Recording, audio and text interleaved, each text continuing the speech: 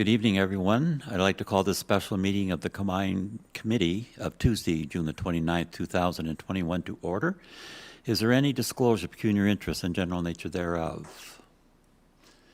None. Could I have a motion to approve?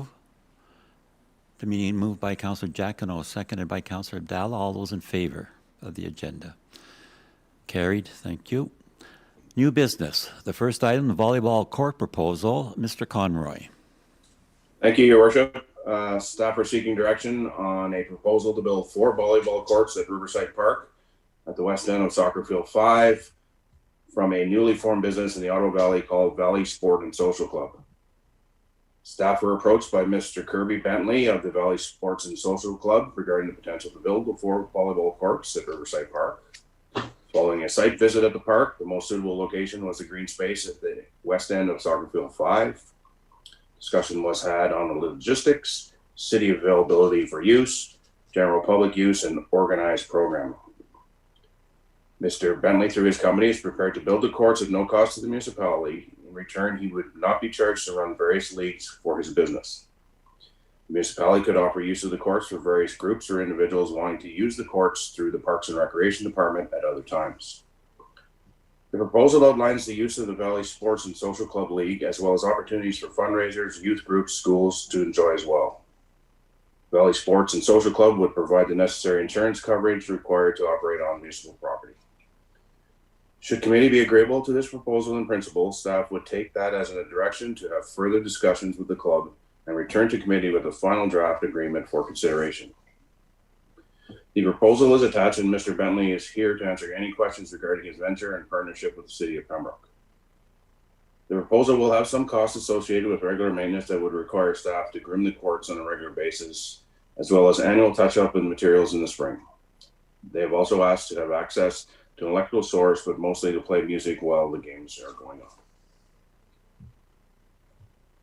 Thank you. Councillor Abdallah. Thank you, Your Worship, and welcome, Kirby. It was great to meet with you and Mr. Conroy a few weeks ago, and as we searched the site, and Councillor Frenier and I had a meeting the following day, and she had very positive comments about it, which she'll comment on later, I know. When we met, you have experience. Could you tell us about your? I have 2 questions. You can answer with one big paragraph if you want. You have experience down in Niagara. Just tell us a bit about your background of what you do down there. And also, you mentioned you would run volleyball camps for children and teenagers and youth. And I had mentioned to you, I asked you a question if you'd be giving discounts for kids that can't afford, the full amount. If someone in the community wanted to sponsor them and you were favorable towards that. Can you just enlighten us on your background and your vision for that area and how much you love Pembroke on the waterfront, Riverside Park? Yes, thank you very much, Councillor. It was great. I'm just new to the area. Obviously, we discovered a piece of land in the Ottawa Valley here in Calabogie, and so we decided to pick up and try to build up here. We love it out here. It's a very beautiful area. I think you guys have God's country out here, and taking our kids out for a little exploration of Pembroke, and had some ice cream. I had a nice chat with the ice cream lady, and then she recommended to contact you guys, and then just basically it looked very similar. Pembroke reminded me very similar of a venture that I started off in with Niagara Sport and Social Club down in the Niagara region. So that's what I created. It's my own little company. We started off in Welland there, and we originally started off really small. And it's I see Pembroke very similar to Welland. Basically, where it requires this kind of size, like you guys have a lot of neighboring communities that will probably feed into, that I hope will feed into the area. And with in Welland, we started off really small with 13 teams our first year. In the second year, it went to 40 teams, 80 teams. And before COVID, we were at 100 teams in that municipality. And so there was originally a 2-court facility that was there. Then we got it expanded into 3 courts. And then we added lights. And then it was quite a nice thing. So we could run different events for the community. And then the youth were participated. It created jobs for youth in the community. Basically, it's a little part-time work for the summer. They become our little referees, and they just sit in a lawn chair and flip some numbers and get to interact with all kinds of different members. And and allows people to get not only just the youth out. It's basically a lot of times our target market is basically 20s to 40s and 50s. So it actually creates opportunities for families to go out and actually participate in sports. And then with it being beach volleyball in the sand, if they do fall, adults don't have to think about, we have to go to work the next day. Falling in the sand is a lot more nicer on the body for that purpose. And that's what's been a big attraction for the sport.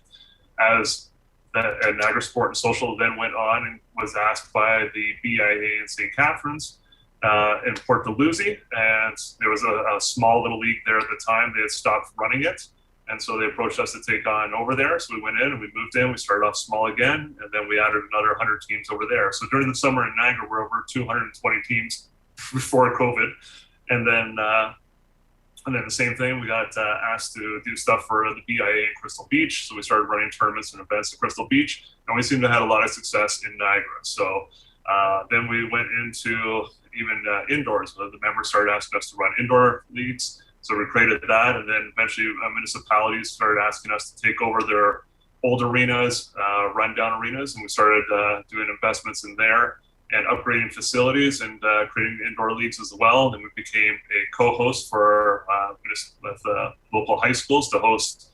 We hosted 2 OSSA championships using our facilities, and we've grown it as well. We've created jobs, basically about 30 part-time jobs, 2 full-time staff, 3 full-time staff members, including myself.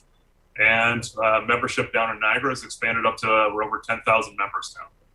So yeah, I see Ottawa Valley as a great potential, and I see the same type of opportunities. Obviously, you guys aren't, going to be the same thing with Welland and St. Catharines. They're 2 different ones, 2 different styles of league plays, and I think you guys just kind of reminded me of that. And I like the park, like the area, and it's nice being close to the college and being close to the downtown core. A lot of those restaurants, and even in St. Catharines downtown, they've invited us over there so we can basically start driving our participants to basically go for meals, basically before games and after games, socializing, beverages, food, and it helps the local businesses, especially the restaurants and gift shops, and people walk around downtown, especially on tournament days, stuff like that. So that kind of got the idea for that. So that might be good for about, I guess background coaching. I used to coach at Niagara College, was the head coach for Niagara College men's and women's volleyball teams for about 12 years. I taught at Niagara College as well. And for regards to your youth question that you had, tying that back around. Sorry, I put everybody to sleep yet or no? For youth program, basically what we would do is with the courts there, we basically would lock down the nets there. So they're there for the community use during the off seasons that we don't run. We don't run our leagues, basically adult leagues basically is after work. So basically the leagues would start around 6 o'clock, 7 o'clock, 8 o'clock, something like that. If it ends up going really well, we'd like to probably put in even some lights, like LED lights. So we could run some later games to basically around 9 o'clock and then shut it off from there. And with the nets being up, then the communities can go out there and they can practice on their own during those off hours, after school hours. It'd be great. Weekends and stuff. We basically only use the weekends for tournaments, basically for our leagues at the end of the league. So typically a normal summer session would be starting up right after the May long weekend. We'd start up there and we'd run for about 12 weeks, finishing up in August before the kids return back to school. And that's usually we would have those weekends in August. We would tentatively book. It's usually a Saturday and Sunday, and then all those other weekends you guys would have for the municipality, for the city, to rent out for charities, all that different stuff, and any of the municipalities, or even for youth to come out there and practice and play. Regards to like under our disadvantaged youth in the community, I think it would be Valley Sport and Social Club would be the new company that I'm trying to create for the Ottawa Valley. So that's why it'd be a new incentive. That's why you guys probably haven't heard of it yet. We haven't done any advertising because we're just trying to lock down facilities so we can build the leagues. And so from there, we would donate, Valley Sport and Social Club would donate to your community building program. I believe you have some kind of equipment rental program that you run out of Riverside Park. So we donate a bunch of volleyballs, probably about 5 or 6, whatever we need to start you off for those participants or anybody in the community could basically however you do your exchange program. I don't know what it is, but collect the ball from your equipment managers that you guys run at the city, and then you would head over to the courts to play, as long as it wasn't, when we have a current league or booking that we're on. So just want to make sure that's clear. So that's I think that's pretty much about it. Is that what you were looking for? And then regards to youth programs, I just reached out and talked briefly, really briefly, and introduced myself to Tim from the Ottawa Valley Vikings. Is a volleyball club program that you guys have already established here, and just wanted to say hopefully I can basically work with him and hopefully create more programs for your youth with him. And I don't know if he's interested in doing that stuff or if he wants me to just run stuff during the summer, and then he takes over the indoor stuff for his program. So Thank you very much. So that fully answers it, and I'm fully supportive of this partnership. It's a win-win. It promotes active living. It gives the citizens of Pembroke another activity to do, and it's great that you've discovered the Ottawa Valley and beautiful Riverside Park and the river. Thank you. Councillor Reevy. Thank you, Your Worship. This is a phenomenal idea. I was so excited when we got the information package. It'll be a beautiful addition to Riverside Park. I'm very supportive. I haven't heard anything yet about a seniors league or an opportunity for us old folks to get out there. I'm sure that would be a part of it at some point, but yeah, beautiful idea, and you have my full support. Councillor Giacono. Thank you, Your Worship. To our guests, welcome, and what a great idea. I grew up in the community, and I remember I emailed the mayor, I believe, and perhaps Mr. Lapierre 60 years ago. God, I hate to think of how old I am. I could be in that seniors group, but they had a number of courts set up years ago, and they were well used. Most of it I think was a mixture of people that were maybe the newcomers to the country after the war, etc. And they used those volleyball courts. We had family picnics there. I think it's a great idea. I think it'll fly. Good for you. Any other? Councillor Lafreniere. Yes, I'm really so happy to hear that sounds like it's fully supported by my fellow councillors.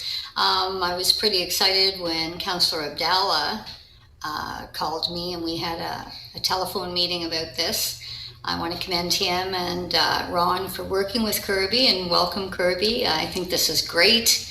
As everyone has said, this is another great asset in the city that people can say, did you know they have an organization there and the city partnered beach volleyball? Like, I know it's very, very popular among certain demographics, and as Councillor Reevy said, if there's a seniors league, maybe it would attract us.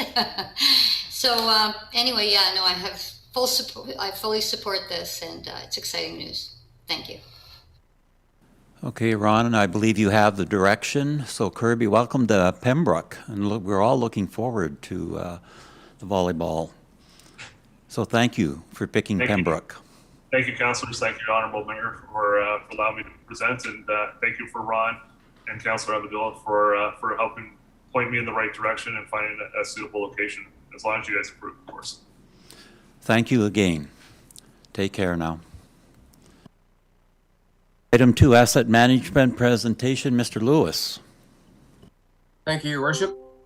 The following is for information purposes only, and there is no decision that's required this evening. The city's asset management coordinator, Aaron Williams, and the Capital Works supervisor, Marielle McLaughlin, are attending this evening to provide a presentation on the status of the city's asset management plan.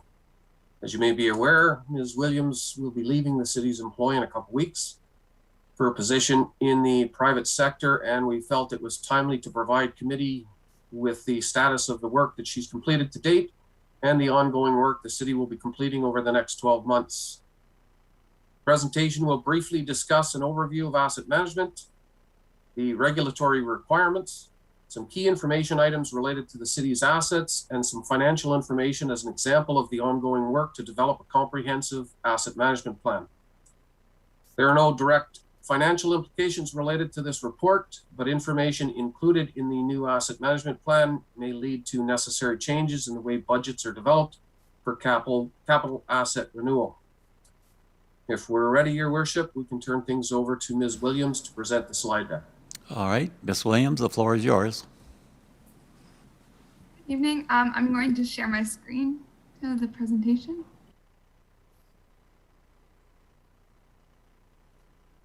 There we we go. Everyone should be able to see now.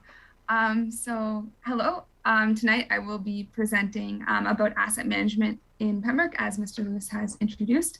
By now, I'm sure everyone has heard the term asset management, has seen it in play in Pembroke to some degree, and most importantly knows that this topic is going to become much more prevalent in the future, as it is going to come into play in both the budgeting and decision-making processes, as the city has defined in our strategic asset management policy. So the goal for my presentation tonight is to give an overview of what asset management is and why it matters, to discuss the value of asset management, as well as giving a brief overview of our asset management planning processes in Pembroke. So this slide provides an overview of my presentation. The presentation will include 1, an overview of asset management, and 2, asset management in Pembroke and Ontario Regulation 58817. So first, I will discuss the overview of asset management. So what is an asset?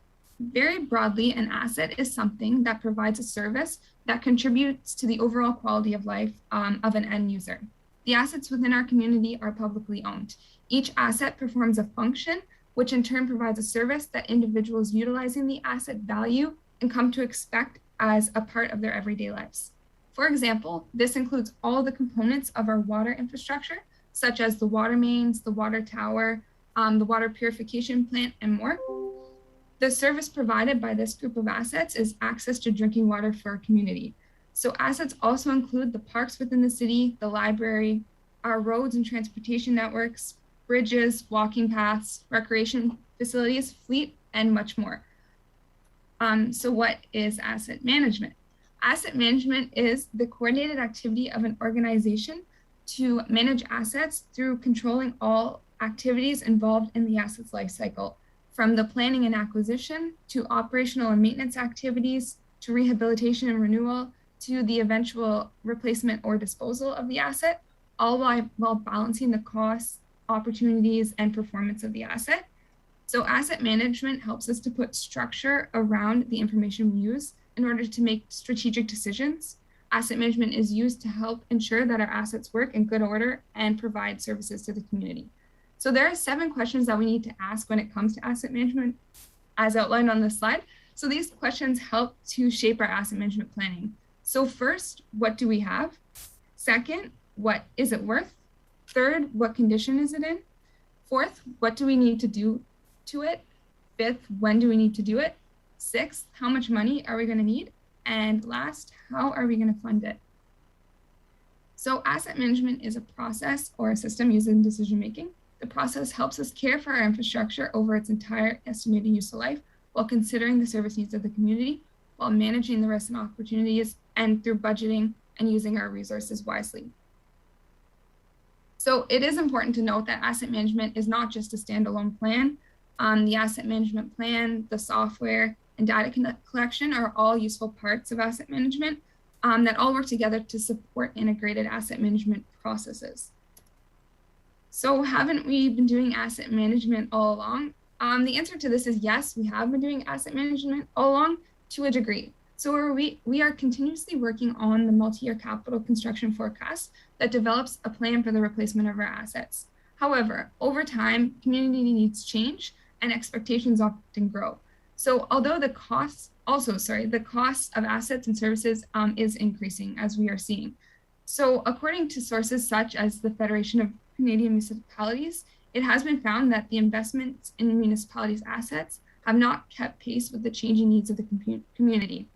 Further, assets are ending their estimated useful life faster than we are covering the cost of replacing them, meaning that as our needs change, we must also change our asset management processes to adapt to this. So what is the benefit of asset management to our community? We can also ask this question as, what can asset management do to help our community run more effectively? Or we can ask it as, what problem does asset management solve? So to answer this, in general, the community needs safe and sustainable services delivered in both a predictable and cost-effective manner. Benefits of using asset management include cost justification, improved decision-making processes, reduced risk, transparency between the municipality and the public in terms of funding allocations, levels of service, that will give the public an understanding of how we are using money in terms of future construction activities and asset renewal. And lastly, a benefit of asset management is access to provincial funding opportunities. So asset management plans are required in order to apply to and receive funding through most grant programs. So what is risk? The formula for considering risk is outlined on this slide. Risk equates to the consequence of a failure occurring multiplied by the likelihood that that failure will actually occur. So the consequence, also known as the severity, quantifies the risk of impacting service delivery and the direct impact on both humans and the environment. The likelihood describes the probability of the failure actually occurring, which can be quantified based on various factors such as the age of the asset, the condition of the asset, climate change related factors, and more. So yes, there are always going to be situations that occur that are out of our control, including potholes, main breaks as pictured here. We cannot afford to do it all at once, and we cannot predict all of the risk to our assets. However, asset management is a tool that allows us to optimize our investments so we can proactively plan for the replacement of assets in order to reduce the likelihood of failures. So asset management looks at the risk of the failure of our assets and assesses where investments are most needed. With asset management, the goal is to work toward predicting risk-related situations, such as a main break, by looking at the risk formula to move towards acting more proactively than reactively. So just for your information, the photo on this slide shows the damage caused by a storm main failure. So as per our strategic asset management policy, the role of council is to provide governance over the city's asset management program through setting strategic direction for staff, defining levels of service for the community, allocating resources yearly during the budget period and during asset management plan approval, and also ensuring continual improvement through yearly reviews and updates of the asset management plan. Also, as per our asset management policy, the role of staff is to manage risk and work towards maintaining levels of service to ensure that the asset management plan aligns with other city documents and plans, to provide recommendations to council during the budget period and during asset management plan approval, and similarly to the role of council, to ensure continual improvement through regular review. So now this is section 2 of my presentation. I'll now discuss the asset management processes in Pembroke and discuss briefly the requirements under the asset management regulation. So Ontario Regulation 58817, or Asset Management Planning for Municipal Infrastructure, lays out the requirements municipalities must meet in terms of asset management. The deadline to meet requirements are outlined on this slide. So by July 1st of 2022, the city must have completed an asset management plan for core infrastructure assets detailing current levels of service. July 1st of 2024, the city must have an asset management plan for all assets. And by July 1st of 2025, the city must have an asset management plan for both core infrastructure and all other assets that address desired levels of service. So please note that these are the dates that have been recently amended. Originally, these deadlines were all 1 year earlier. So under Ontario Regulation 58817, the asset management plan due for July 1st of 2022 must include a minimum of all the information detailed on the slide for our core infrastructure assets. This includes current levels of service, current performance, a summary of all individual assets within each category, including replacement costs, age, condition, and more. And additionally, we need to outline the changing needs of our community with future development and how asset management needs to change to adapt to that. So presently, we have a good understanding of our current levels of service and our current performance. We have asset inventories for most of our core assets, including age, some condition information, and we are working towards developing accurate replacement costs as well as life cycle activities. It is important to note that while the asset management plan requires us to develop a 10-year plan, the purpose of asset management is not to tie our hands, but rather to create a guide that optimizes our investments into our assets to improve our ability to provide levels of service to the community. The asset management plan is a live document that is required to be updated and reviewed yearly to ensure it is current and that it addresses our changing needs as a community. So in Ontario regulation 58817, core infrastructure assets are broken down into 5 categories as outlined here. So we have water, wastewater, stormwater, roads, and bridges. So for the purpose of this presentation, I will be using our water assets as an example. The category water can be further broken down into 1, treatment assets, which includes the water purification plant, 2, storage assets, which includes the water tower and the quarry pump reservoir, and lastly, 3, distribution assets, which includes our approximately 111 kilometers of linear water distribution mains, including services, valves, fire hydrants, and more. So what condition are our water infrastructure assets in, and how do we assess condition? Presently, we have used a couple of different options to assess our water condition. For our water purification plant, we had a building condition assessment performed last year where the plant was rated to be in good condition. Similarly, we had a building condition assessment completed for our quarry reservoir, and it was also rated to be in good condition. And then the building condition assessment for our water tower rated it to be in poor condition. So for our water mains, it's not quite as easy to assess condition, but based on the information of our past asset management plan, we can look at estimated useful life of our mains. Presently, there's approximately 28% of our water mains that are at or beyond their estimated useful life. Additionally, there's approximately another 14% that we don't have accurate information for. So we don't know their age, and we have assumed that they are likely quite old due to the fact we don't have sound records for them. Therefore, as displayed on the slide, there's about 28 to 42% of our mains at or beyond their estimated useful lives. So presently, we make yearly budgeting decisions based on our multi-year capital construction forecast. The forecast is developed by prioritizing capital and maintenance related needs based on the building condition assessment for our facility assets and the estimated useful life and past maintenance activities for our linear assets. We also optimize our investments by aligning water related projects with other infrastructure projects. So the photos displayed on this slide just show Lake Street Water Main Bridge Crossing project during and after construction, just for your information. So now that we know the condition of our water assets, it's time for the big question: what will it cost to maintain our current levels of service? So various plans have outlined what we should be investing into our assets to maintain good levels of service. For example, the building condition assessment for the water purification plant suggests we should be investing $2.2 million over the next 10 years. The building condition assessment for the quarry reservoir suggests we should be investing $1.2 million over the next 10 years. It should be noted that building condition assessment investment estimates outline the costs needed to maintain the building, but do not actually prepare for the eventual replacement. We are aware that the water tower needs to be replaced, and at this time, the estimate for this is anywhere between $7 to $8 million. The amount of money we need to put into our distribution water mains is to be determined. Asset management practices are presently helping us to determine this number. So on average, the water fund has been investing $770,000 into our water infrastructure yearly. Please note that this number was $950,000 in 2021, so we have been improving. The recent Watson Water Rate Study states that the water fund should be investing $3.4 million a year.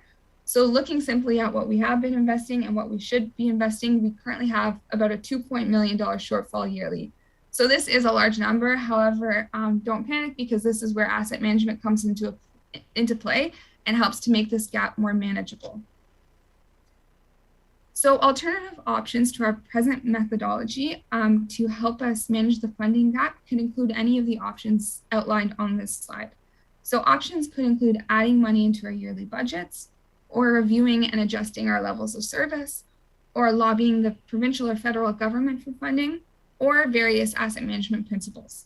So asset management principles could include looking at different asset management options to use instead of estimated useful life, such as using a risk analysis, where we would look at which assets we should do first based on the level of risk, then prioritizing projects. Another asset management principle to consider is looking at our life cycle activities, including performing better or different condition assessments. We can additionally look at completing maintenance activities that could extend estimated useful life, such as more valve turning, corrosion testing and corrosion protection, or looking at the cost benefit analysis of using short-term materials to repair brakes versus spending extra for a more permanent repair. So our plan moving forward is to use a risk assessment methodology for our distribution system rather than an age-based one. So the chart on this slide displays the risk assessment, where risk equals consequence multiplied by likelihood, as I talked about earlier. So along the top is consequence, also known as severity, which quantifies the risk of impacting service delivery and the direct impact on the community. And along the side is the likelihood that describes the probability of the risk actually occurring, which can be quantified based on various factors. Each consequence and likelihood are rated on a scale of 1 to 4, where 1 would describe the best scenario and 4 the worst. Risk equals consequence times likelihood. So the best possible pipe in the city is given a rating of 1 and the worst possible a rating of 16. Staff have looked at all of the water mains in Pembroke on a block by block basis and have assigned consequence and likelihood ratings to each block based on this criteria I have discussed. Risk ratings were then calculated, so each block of water main has a risk rating out of 16. So now we will walk through an example of the risk rating process. The block I've used for this example is Nelson Street from William Street to Peter Street. So the consequence of or severity of a failure occurring is rated as 3 out of 4. Because if this main were to break, there could be traffic disruptions, but the main was given a 3 rather than a 4 because although there are some services on this segment of road, in comparison to other blocks in the city, the number of services is smaller, mainly due to the fact that half of this segment is a parking lot. Further, the commercial businesses in the area are closed during the evening, limiting consequence. And lastly, there is control of the distribution system in the area, so there would not require a huge shutdown for repair. So the likelihood or the probability of a failure occurring is high, so it's rated as a 4 out of 4, due to the age of the main and the previous maintenance activities. There have been breaks experienced on adjacent segments of similar mains that staff have found could be caused due to the age and deteriorating condition of the main. Therefore, it's reasonable to assume that breaks could occur on this segment in the future. So the overall risk rating of this section is a 12. And then, so just as a note, the replacement of this segment of main is occurring right now as part of the Nelson Street project. So next steps, moving forward in order to develop an asset management plan for our core infrastructure assets, including levels of service and meeting Ontario on Regulation 58817, we will be continuing with asset management activities, including these risk assessments. Further, we will return to council with a presentation on levels of service for our assets. And finally, we will be before council in spring of next year, 2022, with an asset management plan that will require council's endorsement and approval. So thank you for listening to my presentation, and now I'm here to answer any questions. Thank you, Aaron. An excellent presentation. Questions from council, comments? Councillor Giacono. Thank you, Your Worship, and Aaron, for a wonderful job. I know the Deputy Mayor is the Chair of Operations, and I'm the Vice Chair. We meet fairly regularly with Mr. Lewis to discuss some of the ongoing issues. I don't think that the average resident understands fully, what asset management means, but I think tonight they'd have a clarification of what this actually means to them. And when they look at their water bill and they seem to see an increase every once in a while, tonight maybe they'll understand that when you have to replace a water tank at $2 million plus, you have other infrastructures that requirements for repair. I think they'll have a better grasp on, why the bill is what it is. If we did nothing, what we would have is we'd suffer dramatically from an implosion of things, falling apart. And I mean, through you, your worship, through good management, you're at the head, at the helm. I think our community is in pretty good shape. The last thing I'd like to say is that, I just like to know, here we are, a small community. What is our net worth in dollars when you look at all our assets? Would you know that? What are we worth if we had to replace everything tomorrow? What would that cost? Maybe I'm putting you on the spot there. I don't do that, but you may have an idea. Through your worship, I may need to direct this question to someone else. I'm not sure if any of us have that number offhand, but maybe that's something we could bring back. Thank you. Do you have a guess, Brian, roughly of what Brian Lewis? Not off the top of my head, your worship. I see Madam Treasurer is with us. She may have an idea. I know it's hundreds of millions of dollars based on the last asset management plan that we have. If you take the water plant and the sewage treatment plant and put those two plants together with the quarry reservoir, you're probably looking at 100 million right there. So very high numbers. Thank you. Any other comments or questions? Councillor Abdallah. I just have a question and a comment. First of all, I want to wish you all the best in your future endeavors, and thank you for your service to the community.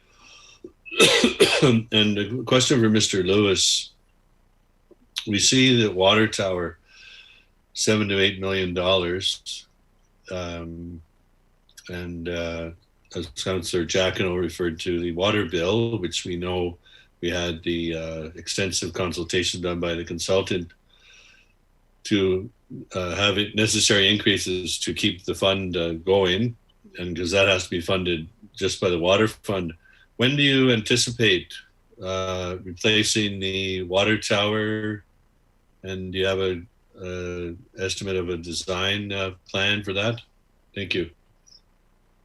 Through your worship, we were hoping to start the water tower project in the next couple of years.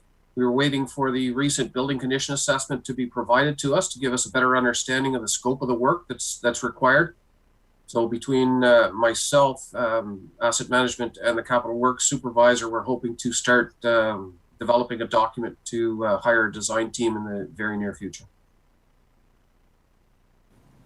Thank you. Any other comments?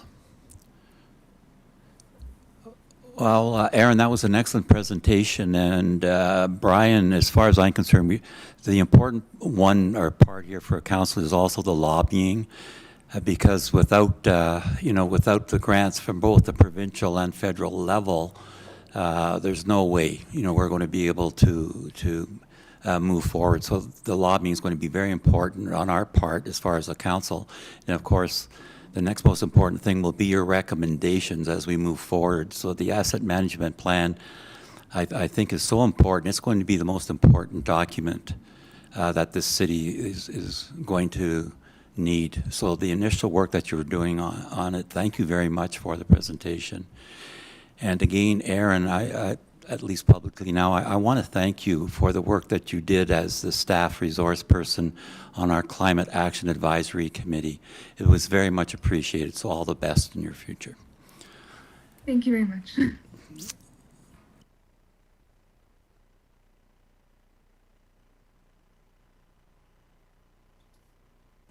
Can I have a motion to adjourn, please? Moved by Councillor Abdallah, seconded by Councillor Plummer. All those in favor? Okay, we're now adjourned. Thank you, everyone.